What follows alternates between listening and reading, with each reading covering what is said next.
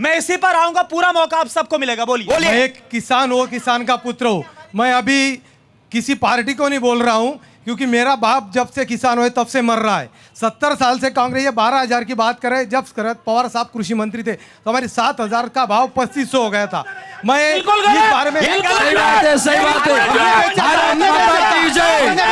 जय जवान। भाजपा झूठ बोलती है। जय जवान। भाजपा झूठ बोलती है। जय जवान। भाजपा झूठ बोल रहे हैं। वो बोल रहे हैं कि आप झूठ बोल रहे हैं। वो बोल रहे हैं आप झूठ बोल रहे हैं। वो बोल रहे हैं झूठ बोल रहे हैं। अगर झूठ बोलूंगा तो मैं जलगांव के टावर में फांसी लगा लूंगा। नहीं नहीं, ऐसी बात मत बोलिए। लेकिन सुन लो, पूरा बात सुन लो। भी किसान कपास उत्पादक जो है, जो मेरा बाप कब से 70 साल से कोई श्रीमंत नहीं था, अभी भी कपास के किसानों की हालत बेकार ही है। लेकिन अगर किसान का कोई किसान का हालत का समस्या यूनियन का इश्यू करना चाहता है तो किसान का इसको सख्त विरोध है। ठीक है, किसी पर विश्वास है किसान मुद्दे पर, किसान की परेशानियों पर? 2004 में स्वामीनाथन आयोग आया था कांग्रेस के राज में, और बाद में 2006 में स्वामीनाथन आयोग ने बोला था, तो इसलिए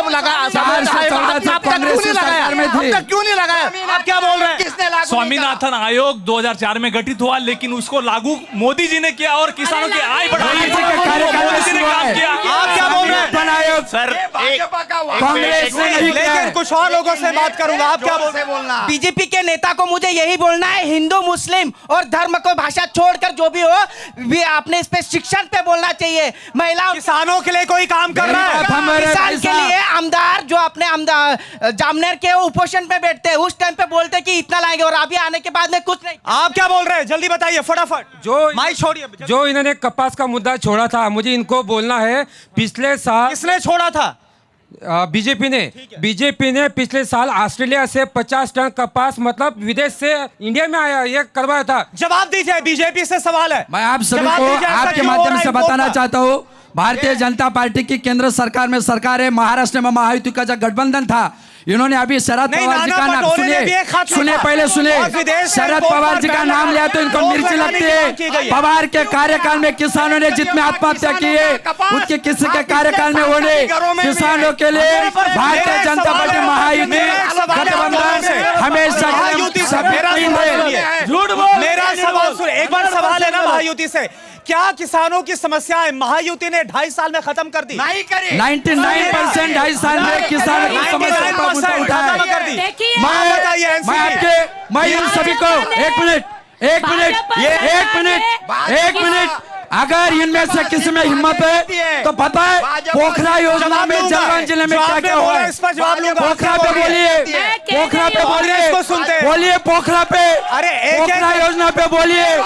एक करके कोई भी इनमें से कोई किसान नहीं है, पोखरा योजना पे बोलिए, 2 कोटी बोलिए पोखरा पे, आपके सहयोगी को प्रतिभा जी, बोलिए कांग्रेस के नारपात पे आपके सहयोगी को सुन बोलिए, रहे हैं। बोलिए सड़गांव बैरेज पे बोलिए। अरे बीजेपी से बोलिए। सर सबको सुनने दीजिए ना। कांग्रेस क्या बोल रही है? बोलिए ना। देखिए, इन्होंने किसानों की आत्महत्या का जो रिकॉर्ड होता था वो सबसे पहले बंद कर शरद दिया पवार जी है के उन्होंने। कार्यकाल में नहीं, था। तो सवाल ये है कि क्या 2.5 साल में शरद पवार जी के कार्यकाल मेरे में पास सबसे ज्यादा थे, मेरे पास कृषि मंत्री थे।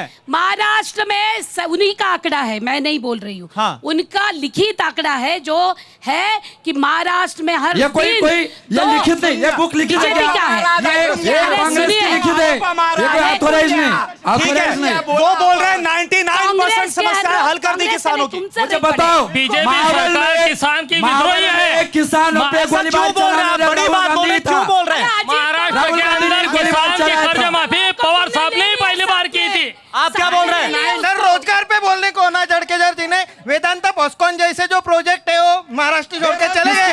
जब कंपनी गुजरात में चले गए उस पे उन्होंने उत्तर देने को रोजगार और गुजरात का जो आरोप लगा जा रहा है कंपनियों ने बनाने का, ये बात अगर चली गई। बीजेपी के जो 2.5 साल बीजेपी की सरकार है उसमें सब सुन लीजिए। मेरे दोस्त, ज्यादा से बलात्कार हो गए और बीजेपी की सरकार में हो गए। और ज्यादा से ज्यादा लड़कियों का उद्धव जी जब सीएम थे तब गई है। आपसे सवाल कर रहे हैं, आपसे सवाल कर रहे हैं, सुनिए ना, शांति बनाकर रखिए ना, सवाल तो सुन लीजिए। 10 साल पहले पीएम ने राजनीति चालू की थी, skill India, make in India, ये ऐसे चालू की, तो अब 10 साल बाद बचेंगे तो लड़ेंगे। ये कैसे कहा आ गए? ये छत्रपति का महाराष्ट्र है, बचेंगे तो और भी जवाब दीजिए, मुद्दों पर बात क्यों नहीं हो रही मैं आप है? सभी इनकी को बताना परेशानियों पर चाहता बात क्यों नहीं हो रही? हूँ, छत्रपति शिवाजी महाराज का ये महाराष्ट्र है, ये किसी की मिराजदारी नहीं है। इन्होंने जो बताया बचेंगे तो लड़ेंगे, ये छत्रपति शिवाजी महाराज का महाराष्ट्र है। Skill India, make in India, startup India, ये सिर्फ और सिर्फ भारतीय जनता पार्टी कर सकती है। वो एक मुद्दा उठा रहे हैं, वो बोल रहे हैं कि सारी इंडस्ट्रीज गुजरात क्यों जा रही है, लगातार विकास किया। अगर इंडस्ट्रीज वेदांता जब गई,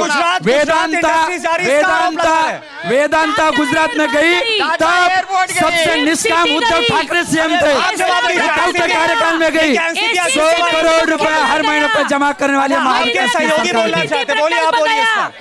रोजगार पर बोलिए, रोजगार और जो गुजरात का मसला उठाया सुन लेते हैं, फिर आपके पास आ रहा हूं।